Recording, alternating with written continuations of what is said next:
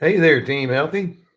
Well, I always tell you each time that I'm glad to be here, but today I'm glad to be here. Most of you know that last week I had to be out because of laryngitis, and you're going to find out as I talk that I still have some of it. But I tell you what, it hammered me.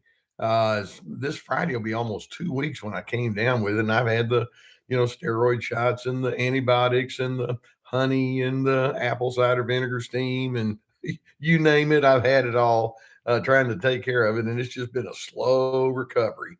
So I'm so sorry I missed out last week, but here we are this week. Okay, and by the way, um, Michaela, my admin, wound up putting up the notice that I had laryngitis, and y'all send me so many nice comments. I appreciate that. I really do. And then even here in the live chat as we come on live here today, you're saying so many nice things and kind things. It really matters to me. I know that I try to fill you, and then I know you do the same in reverse. Team healthy. All right. Team healthy. That's what we are.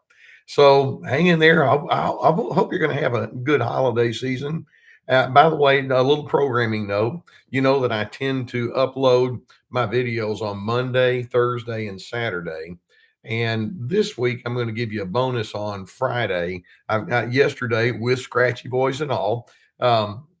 I put together a little thing on some of the holiday stress that we have this whole concept of peace on earth. How do you find peace when you have those narcissists? So I've got a little extra video on that that's coming up on Friday, and then the next 2 weeks. Since Christmas and New Year's Day are on Mondays, I'm going to bypass Mondays with uploading, and I'm going to upload on Tuesday, Thursday, and Saturday of those 2 weeks. So just kind of know that as a programming note. I know lots of you like to get on this chat room and say hello to each other. And again, I'm so pleased that you allow me to be on your journey with you. Okay, I've got my lozenges. I just finished a zinc tablet, and I also had the fisherman's friend tablets. Those things are pretty good. So bear with me with my hoarseness. Um, just don't call me horse face. I have a hoarse throat. Okay, that's all I ask.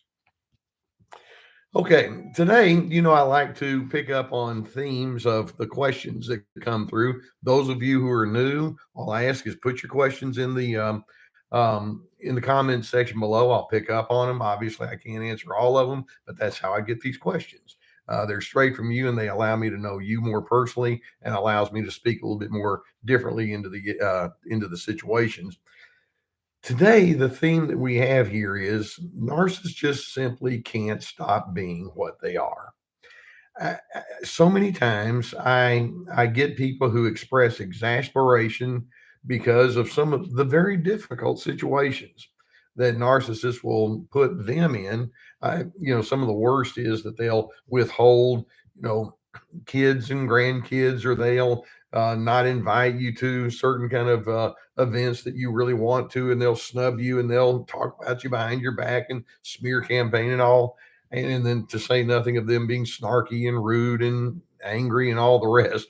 You know the drill. And then when you say, well, what do I have to do to make them quit? And I don't mean to be trying to be funny, but when they go 6 feet under, that's when they quit. And it's sad to say that, but narcissists are what they are, and you and I are going to have to figure out how to manage ourselves in a healthy way, even as the narcissist persists in their own progressive unhealthiness, and that's hard because if you're a healthy person, it's like, hey, it's not that hard. Come on, join me. And the narcissist, no, I'm good. I'm just going to keep messing with you. That's the way it works. So, without any further ado, let's just dive right in. Let me keep my warm water here and see what y'all have to say about this. The first person says, "What about a kind and loving person has been used so much by narcissists that he or she has lost a lot of faith in people and goodness? Does that make him or her a bad person?" Okay, now I know a lot of you have asked this particular question. It's like, well, I've had multiple individuals in my life who've really disappointed me. And then the disappointment is linked to their need to dominate, their insensitivities, their selfishness, their control, all the core ingredients that make up narcissism. And so I just have become more jaded, and I become more guarded and cautious as I engage with other individuals. Does that mean that I've turned into a bad person? Now, as I answer this, I want you to think about the difference between two different characteristics. One is the characteristic of cynicism, the other is the characteristic of discernment. Cynicism, discernment. When you go into a cynical way of thinking, basically pessimism is so deeply built into your way of looking at individuals that you tend to color each individual in the same ugly coloring as you do the narcissist. It's kind of a one size fits all. And it could be, for example, that you've been in the presence of someone who paid you a nice compliment and they were helpful, and then you walk away thinking, well, I wonder what they want. That's your cynicism. Or if somebody forgets to follow through on something, or if they seem preoccupied because they have another project going on and they're not tending to you, then you can be thinking, people aren't they're not reliable, and it could be that it's for valid reasons, but sometimes cynicism can kick in. Or might it be that when you say, well, I've been hurt, and that person, those narcissistic people have been unreliable, and as a result, I'm not quite as optimistic as I used to be. You may have actually heard me say, excuse me, you may have heard me say, in our relationships, we need to build in a little bit of pessimism, not pervasive, and not across the board with every single person, but we do need to build in some pessimism. And I'll give you a simple illustration. Let's suppose that my wife says something to me, and I'm busy with something, and I say a comment that might be interpreted as,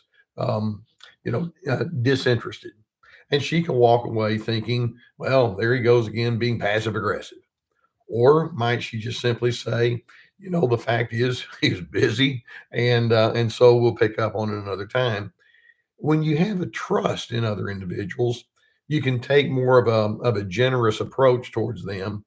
When you have no trust toward anyone, then you tend to take the more negative kind of mindset.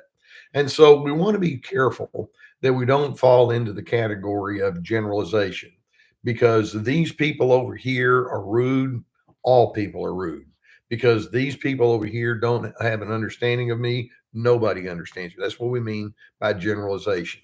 Now, you may have heard me say before, and this is not a great uh, percentage for me to pick up on, but my personal estimation is that about 20%, 20% of the population is of the discerning and wise and introspective nature in the way that they engage with relationships. In fact, I'll tell you where I got that from.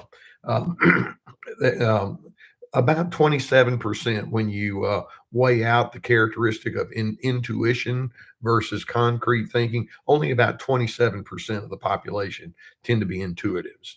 And then there's another study that says when people have gone to therapy, a year later, after they finish the therapy, about 30% will say it made a very significant impact on the way that they think.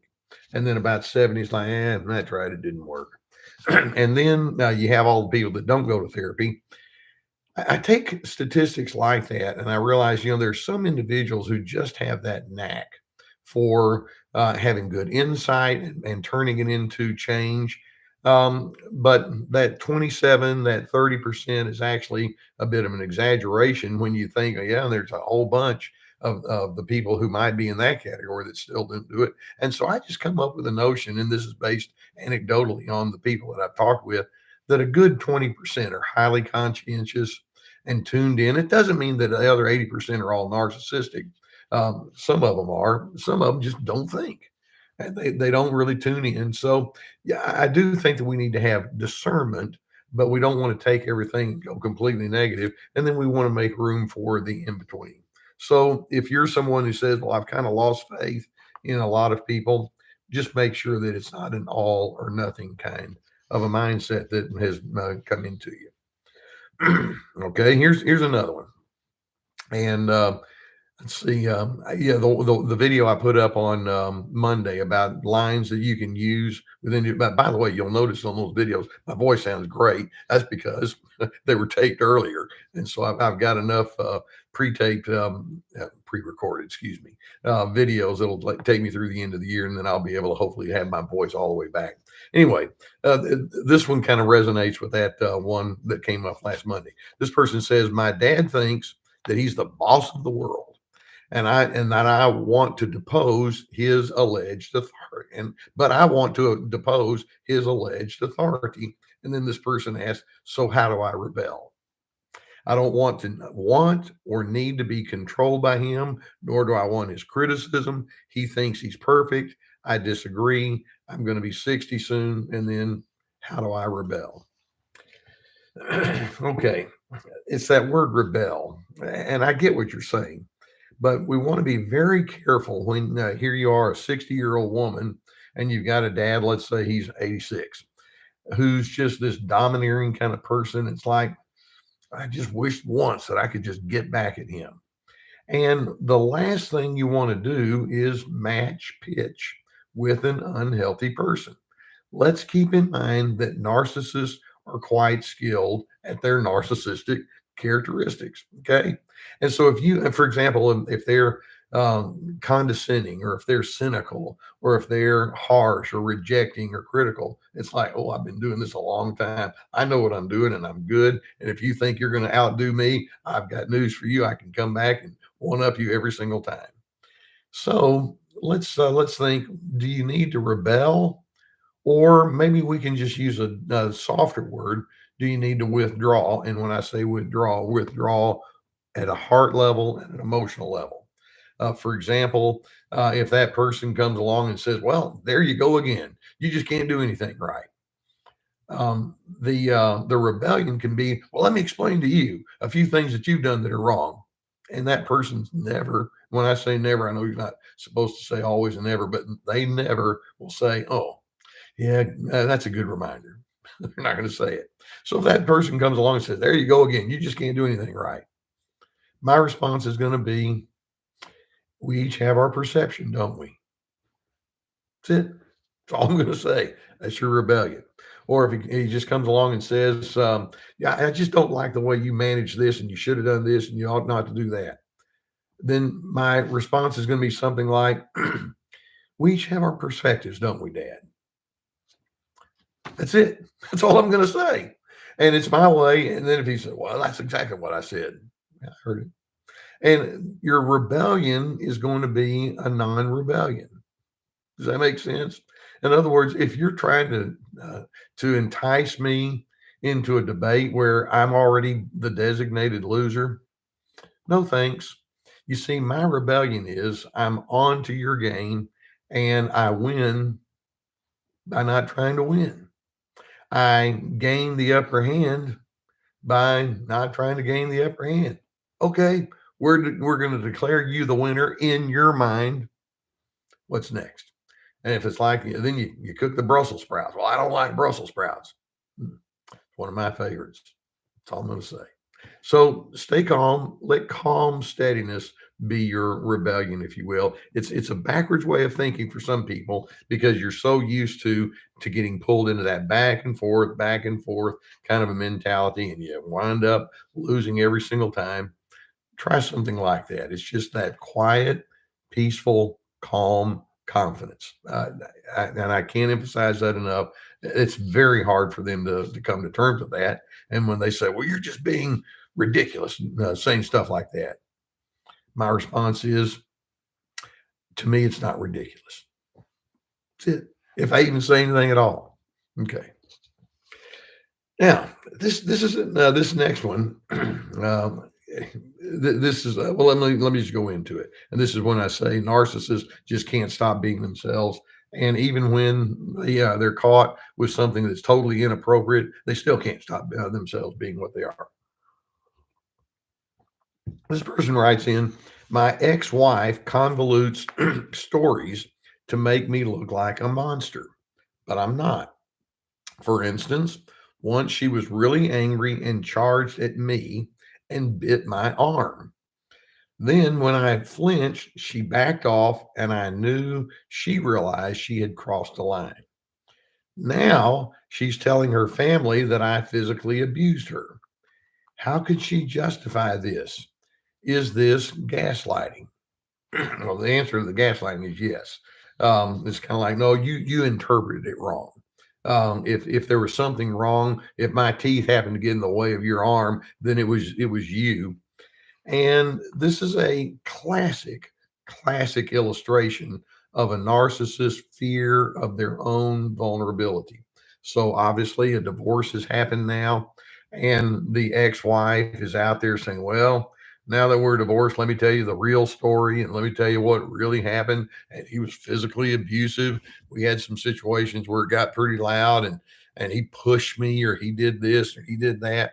And it's kind of like, let's conveniently forget that biting episode, or let's conveniently forget whatever it might be. And it comes down to them thinking, you know what? When I'm out there talking to the public about what happened to you and me behind closed doors, your word against mine, isn't it? And so it's so necessary in the narcissist's mind to look right and to look good that lying works. I actually had, well, not just once, but I've had individuals. I had a guy that just basically said, well, because he'd been caught doing all sorts of things that he wasn't supposed to be doing. And he just said, if anybody is in my world that, and somebody asks, what happened, and they know, I think it's just a lot easier to lie. I mean, just point blank. Well, yeah, that didn't happen, or it's not what you think, because I don't want to have to go around and explain again. And this guy was trying to get back in good stead with people. But when he says, well, I think it's just sometimes you just need to tell a lie. Well, I think that's just disingenuous, and it's kind of their way of saying, I'm still into my self absorption. I will not take responsibility. I cannot make myself be vulnerable. That scares me to death. And they have an ongoing lack of coping skills. Their coping skill is guided by the false self. The false self says, I have to stay in the good looking position. And that means if there's a blame that's there and I'm a part of that blame, I can't do that. So I'm going to put every bit of it on you. And they have a huge tendency to rewrite whatever narrative might be there. And then a lot of it is done behind your back. That's what I mean when I say narcissists simply can't stop being themselves. Rather than this woman saying, yeah, I had a bad episode where my anger overtook me and I actually bit this guy. Uh, I've just got that scene in my mind, and saying, that was a real low moment in my life. The only way that person's going to say that is, I had a real low moment where my husband and I had a really bad episode, and I didn't handle myself well at all, did I? They can't say that. So you go on and you know what your truth is. Yeah, if it's necessary with individuals that you need to tell your story to, go ahead and do so. But don't get into the notion that says, well, I have to make that person be honest. It's like saying I need to make a mule be something other than a mule. That's just what they are. And it's really sad. And there's an element of radical acceptance there. I accept the fact that that's where you are, and there are a lot of negative qualities that go with that. I'm not going to join pitch. I'm going to live into my own worth and dignity and all the rest. Okay. Okay, this next one, I put this. This is more of a comment, but I put it right after this one because I wanted to just kind of pick up on it. This person says narcissists will provoke you in every way, and then they attempt to play the victim of the situation that they created, and that is so true. There can be times when a narcissist can be in an argument, and then they just goad you, and then finally, when you yell and you say, "Quit it," or "You're not so perfect either," or you come back with some sort of retort, then they can come along and say, you are so stubborn, or you are so argumentative, or you just won't listen to anyone. And all of that's projection, by the way. They're seeing in you what they won't come to terms with inside themselves. Let's keep in mind that narcissists are masters at the game called gotcha. It's kind of like they'll come at you and they'll poke you in the ribs with a stick. And then when you finally push them away or push away the stick and say, quit poking me in the ribs, it's like, man, you got a bad temper, don't you?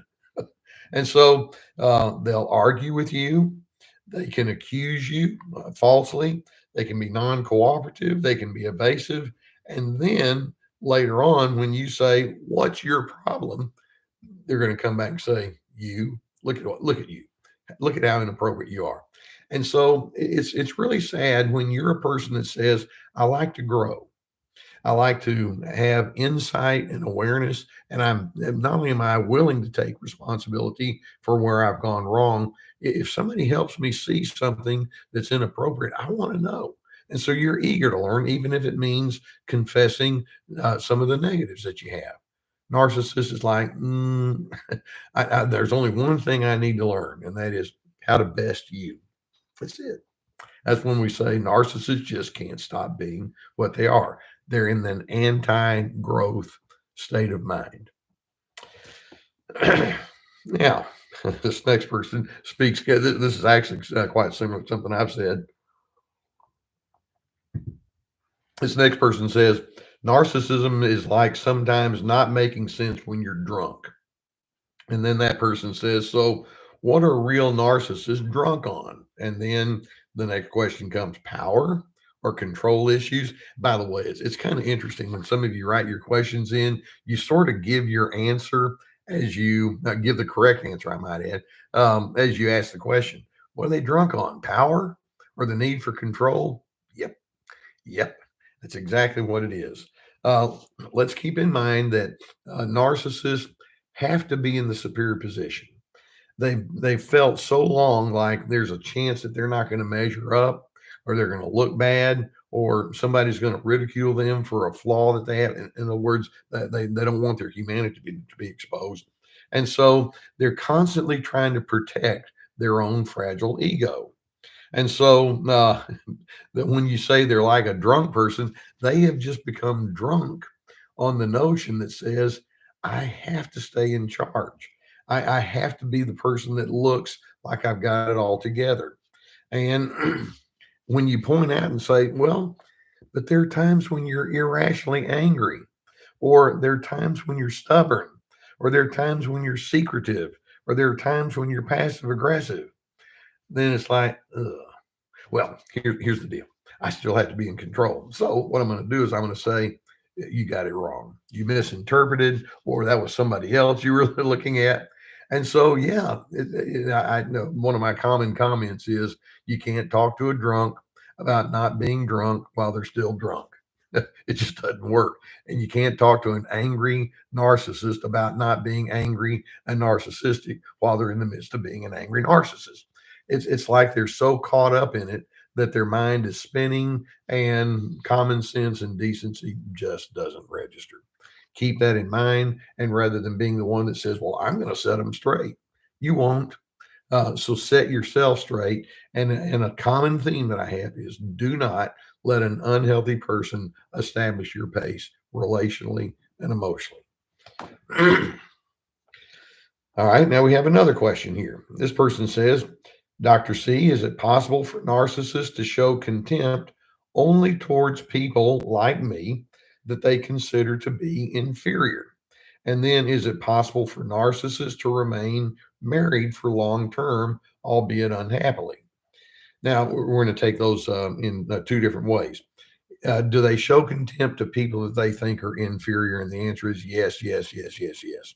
Um, Narcissists actually can be drawn toward individuals who they think are the it people. So let's suppose you have Mr. Big over here or Miss Popularity over here, and they're thinking, I want to hang out with them. I want to kind of, sidle up next to them and kind of through osmosis pick up on some of the good stuff that they have to offer. And so they're not going to insult them. It's like, hey, old buddy, old pal, or hey, my old friend, let's you and me make some beautiful music together. And so they like people that they think that are going to be useful to them. Of course, that person may be thinking, well, I'm using you in reverse, so who cares? But then when they see someone like yourself who says, well, I don't like to play that game. I don't really feel the need to have this false superiority, or I don't really feel the need to have all this bravado.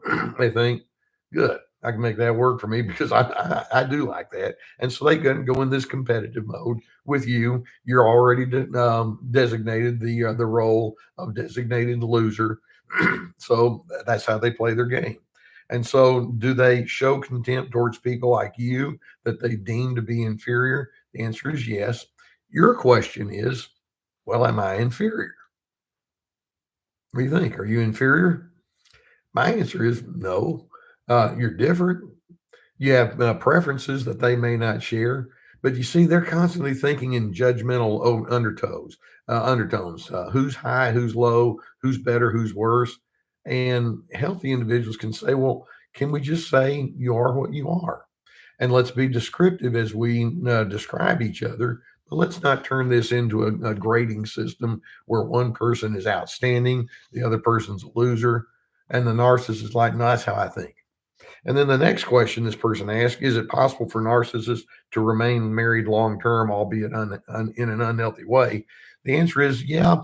Basically, when narcissists marry, ultimately becomes two rams butting heads. But there may be times when they think, well, strength in numbers, and you still can serve a useful function for me. And so they kind of fear getting away from their marital partner because that might make them look bad, or they may not come out really well in the court of public opinion. And so they can sometimes stay married to each other, and it's not going to be a warm and caring kind of relationship. Sometimes they'll cite that there are some elements inside the marriage that they really like. For example, well, we do have good money, and I don't want to have just have half that money. Or they may say, well, despite all of it, the sex is great. Or it may be that, well, we're in a social setting where people think that we're the power couple, or they think we're cool, and I don't want to have to lose my position there. Typically, it's stuff like that that holds them together, as opposed to a heart to heart connection. They don't do that. Now, this next one, and it's been a while since I've answered a question of this nature. Are you familiar with the term somatization? This person says, I have a question that comes to my mind often. Why does it seem like most narcissists have heart problems? At least the ones in my life do. Is it all the stressful, controlling issues they have? There's a way that you're trying to answer the question by asking the question. Now, I'm not going to say that all narcissists have heart issues. I think that's stretching it a little bit too much. That's kind of a generalization. There are studies that show that when you have persistent, ongoing anger and difficulties, it can actually have an impact on your heart. One study says that individuals who have a really bad temper are at a higher risk for 2 hours after they've had an angry explosion, a higher risk of stroke or heart attack. And then others. I used to be with the Mennersmeyer Clinic, and Meyer in particular, he would be all over this one. It's like, for example, when you suppress your emotions, well, your emotions carry a certain kind of energy, and that energy is just being held inside in an unhealthy way. That energy has to go somewhere, and it's going to start right there at the heart. Your breathing can be unnatural. Your sleep patterns can be unnatural, and as a result, you can have blood pressure issues and things like that. And so, we're not going to say that all narcissists will have heart issues, and that all heart patients are narcissistic, because that's too strong to say that, because there's some other elements obviously that are part of that. But what we can say is the research does show somatization. The body keeps score. And when you do have emotional issues and relational issues that are way out of bounds, sometimes it can actually play out physically in your own body. So just know that that's a very real kind of thing. Now, speaking of anger, the next question is very simple, but it's not simple. This person says, what drives a narcissist's anger? Now, we're staying with the theme that says narcissists just can't stop being what they are. And one of the things that's a byproduct of their selfishness and their need for control and their low empathy and their superiority, they tend to have very easy propensities toward anger. Now, sometimes a person will say, well, I don't get angry. I just feel frustrated a lot. Okay, frustration's anger too. It's just in a different form. And there are multiple ways: irritability, annoyance, agitation. When you've been around a narcissistic person, you'll notice that they have many different forms of letting you know, I am very displeased with you. You bug me, you're problematic, and then the anger begins to show up. So then the question is, well, what drives that anger? And a corollary kind of question is anger a secondary emotion to other issues? And the answer is yes. There are multiple things that are inside a narcissist's heart and mind that can feed the anger in an unhealthy way. Top of the list is raw egotism. When you have this notion that says, hey, world, it's all about me. And you people out there need to give me what I'm entitled to. They're selfish, they're demanding, they must be in the favored position. That's their egotism.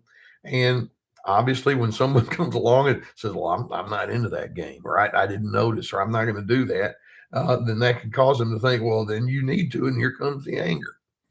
Likewise, what drives the anger? A lot of times it's fear. These individuals are thinking, you're down on my case, aren't you? You don't like me. You're rejecting me. You don't think I'm very much. And so they go into this high defensive mode and they're trying to protect their fragile ego. But in protecting it, it comes out looking like anger, but they can't say, in this moment, I'm feeling very fearful. I fear being known as less than. And so sometimes the anger is driven by that. Other times the anger is driven by shame or guilt. It's like you might go along with that anger, that narcissist. You may say something like, "This didn't exactly seem appropriate in the way you handled something." And in that narcissist subconscious mind, it's like, "Oh, I hate being judged," or "I hate being reminded of the things that I've done wrong." That's their shame base. And so rather than saying, "Yeah, this is something I've struggled with. Thanks for pointing it out. Let's work on that together." Can't do that. That they've decided, you will not remind me of my shame. You will not remind me of my guilt on various fronts. Therefore, what I'm going to do is I'm just going to let you know that if you think that you're going to do that with me, then you're going to pay. And here comes the anger with that. Or sometimes the anger is driven by their craving for power. One of the defining features of narcissism is the need to be in control. And so it's a compensation for feeling out of control. So, what drives a narcissist's anger? Well, there's a whole lot going on there. And typically it's been building and it's been residing on the inside of that individual for years. And when I say years, decades, most of their life. And so when we say, well, they can't stop being what they are, it's because they won't deal with those other issues that are beneath the surface pushing it along. That's insight. And narcissists, may we kindly say, are not necessarily known for being people of great wisdom and insight. That's fair.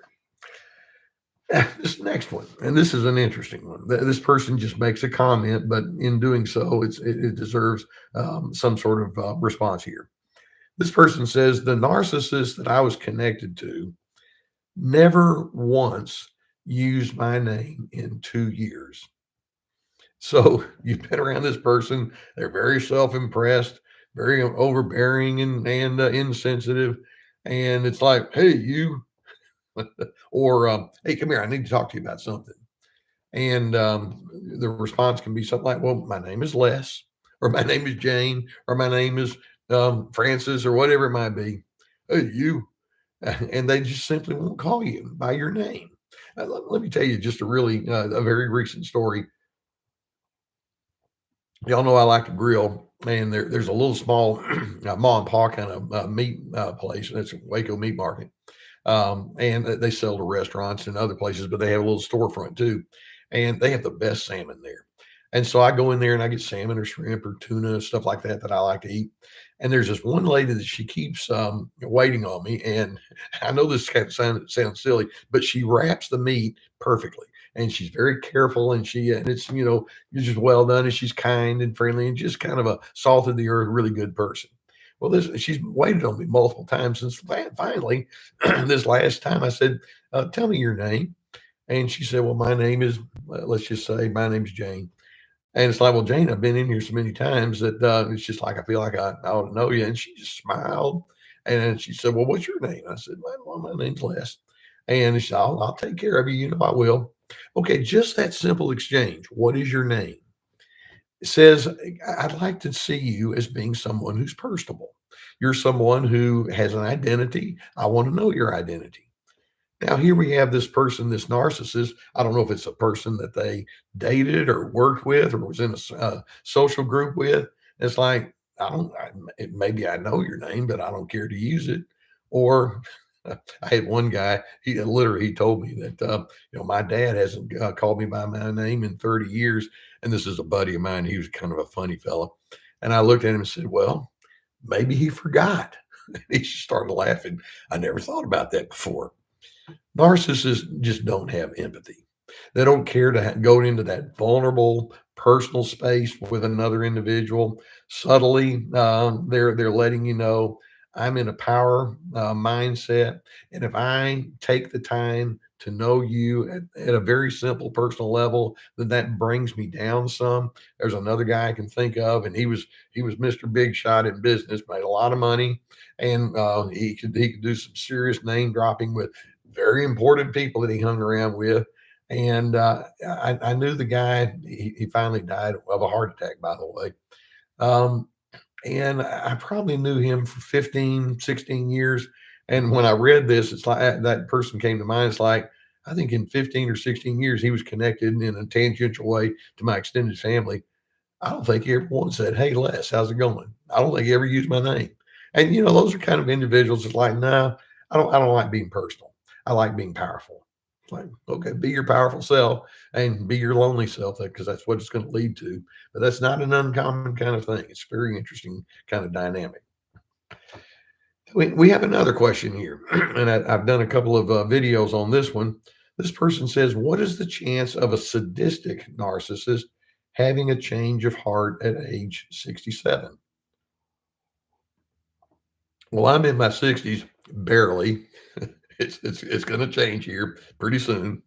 Um, and here you have a person that's in their 60s, 67 years old. And by the way, when we refer to sadistic, we mean that they can generate pain and they take delight in you feeling that pain, like showed you, didn't I? That makes me feel powerful. Look at you squirming over there, you wuss. And so that's how sadistic people think. And I think to myself, there's something really wrong, not just when you create pain and you don't have insight, but then you take delight. Typically, when you add that sadistic element to narcissism, it's almost always an indicator that that person is way down the spectrum towards malignant narcissism. Okay. And so, I've mentioned that narcissism is on a spectrum. The malignant is going to be, let's say, at the 90 percentile level and above. It's like, I'm mean, I don't care. And people's needs and feelings, not only do they not mean anything to me, as far as I'm concerned, if you're in my way, I'll just step on you and then I'll laugh while I do it. That's the malignant narcissist. And you have to have a lot of that malignancy if you're going to be a sadistic person. So then when you ask the question, do they change? Typically, if a person is in their narcissism, it's the ones whose percentile, and I know that's not scientific, but just it helps us kind of put a mindset around it. Let's say a person's at the 60 percentile level. That's pretty strong and it comes out pretty often, but something can happen and they can have a change of heart. Doesn't happen a lot, but every now and then they can really do a lot of soul searching and make some significant strides. But if you're, and certainly if you're at the 40 percentile level, something like that, then the possibility, my voice is catching up with me. The possibilities of them changing are better the lower you are on the spectrum. Someone with sadism and that pleasure in your pain, they're probably way up there on the spectrum. Don't expect it to be any different. That being the case, you have to decide what you're going to do, knowing that they're going to stay just as they are. You need to be different. Usually, you just need to be as far away from that kind of person as you can. And if you can't physically remove yourself 100% of the time, do it as often as you can and align yourself with people who are decent. All right, one last question. Why are narcissists so paranoid and worried that you're going to do something that you don't do? and you never have done. Okay, let's keep in mind that one of the primary ingredients of narcissism is projection. They'll see in you what they don't want to deal with inside yourself. I remember this one guy. He was in financial planning kind of business, and his wife is the one who paid the bills because she was there at home. And he kept she didn't have a system of paying the monthly bills there at the home in the same way that he would have done it. And so he would say, if you just keep doing it like this, we're going to go bankrupt. And he would use that word over and over. We're going to go bankrupt. I just don't like the way you pay the bills. And so finally he took over. Well, as the years went by, he wound up getting into some investments and some schemes and some questionable kinds of partnerships. And guess what happened? He had to file bankruptcy. And it was so interesting to look back at the way that he spoke to his wife and said, "Yeah, if you keep doing that, you are going to go bankrupt." The question is, they're paranoid, and they think you're just going to mess up my life, aren't you? When in fact, so much of it is their own unfinished business, and they can say something like, "You're just looking for something to insult me with, or aren't you?" Or they may say something like, "You're always so argumentative," and so that it's like they're going to be the victim of your bad choices, when in fact a high percentage of the time they're revealing what they are struggling with on the inside, but they just can't attach that struggle to the word me. Okay, so consider the source. So we go back to the theme. Narcissists just can't seem to stop being what they are. Well, guess what? You can. You can stop being inappropriate in your reactions to them. So many times you hear me say, your peace comes not from the outside in, but from the inside out. As you remind yourself, well, I have so many characteristics that I'm committed to. Dignity, respect, and civility. DRC, Dr. C stands for dignity, respect, and civility. That's our starting point. I'm on Team Healthy, and I'm going to go ahead and stay committed to that. And then when the narcissist says, "Well, join me in my stuck games, join me in my dysfunction," I think I'll take a pass. I have other things that I'm doing with my life. You may be whatever dysfunctional person you're going to be. I accept the fact that that is. I don't necessarily have to like it, but there you are. I have other things in mind. That's what we do here on Team Healthy. So stay steady. Okay, I have a regular video coming up tomorrow. Make sure you tune in on Friday. I've got a nice little holiday piece that I want to share with you. So we'll pick up on that. And then, I'm going to have a little bit of an abbreviation or a little bit of a deviation, I should say, in my schedule on instead of Monday, the 25th and Monday, January the 1st, I'll upload those videos on the next Tuesday. And so we'll still have the videos coming. Hey, I hope you have a good holiday season. I really do hope that you find peace and that you're a person that can reflect on the people that you love and the things that are good. That's what this time of year can do. Stay with that. Team Healthy, thank you so much for letting me be on your journey with you. It means a lot to me. Bye.